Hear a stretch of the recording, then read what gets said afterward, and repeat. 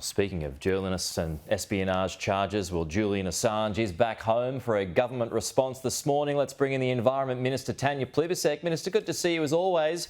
Now, despite it being a diplomatic win for the government, he is a divisive figure. He's loved by some, he's loathed by others. How do you feel about his return this morning?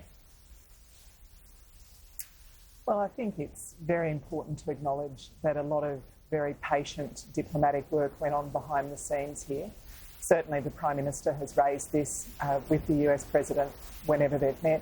Our Foreign Minister, our Attorney General, our High Commissioner in London, Stephen Smith, our US Ambassador, Kevin Rudd, all of them have been working very hard behind the scenes with their counterparts to secure this agreement. And it really doesn't matter how people feel about Julian Assange. As you say, he's got some fans, he's got some detractors, but this has dragged on too long.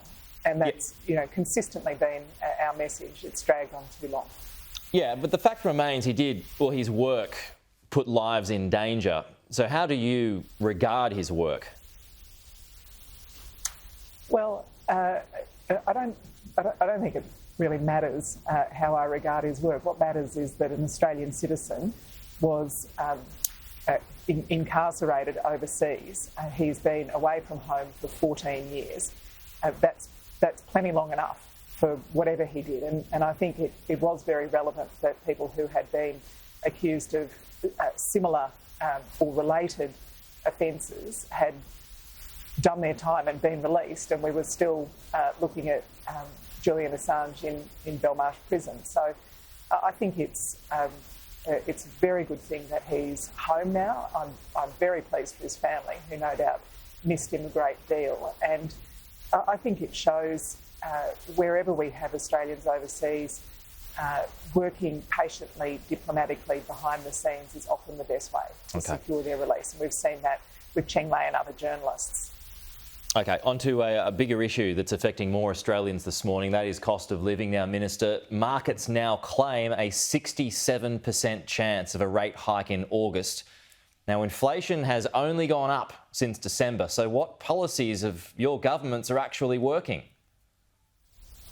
Well, inflation's about half what we inherited. I think it's important to acknowledge that. And certainly our budget is designed to further put pressure to bring down inflation, and we've estimated that it will do that. And then on the other cost of living assistance that we're giving, there's the $300 that's coming for electricity bill relief very, very soon. We've halved the cost of medicines, cheaper childcare, free TAFE. We've supported wage increases. Now, and just on that, do you think all of that actually helps bring down inflation?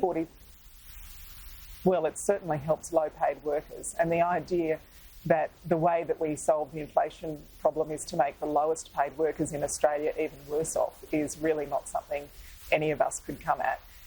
We know that they'll receive their third pay increase very shortly, in a week's time, and that brings total pay increase for low-paid workers since we came to office to about $143 a week.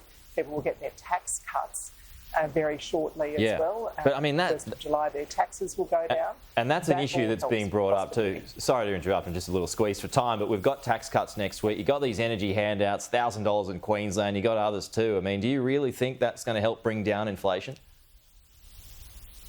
Well, I think people are struggling with the cost of living, and it's our responsibility to help. And we know that. But isn't that counterproductive? Does it become counterproductive?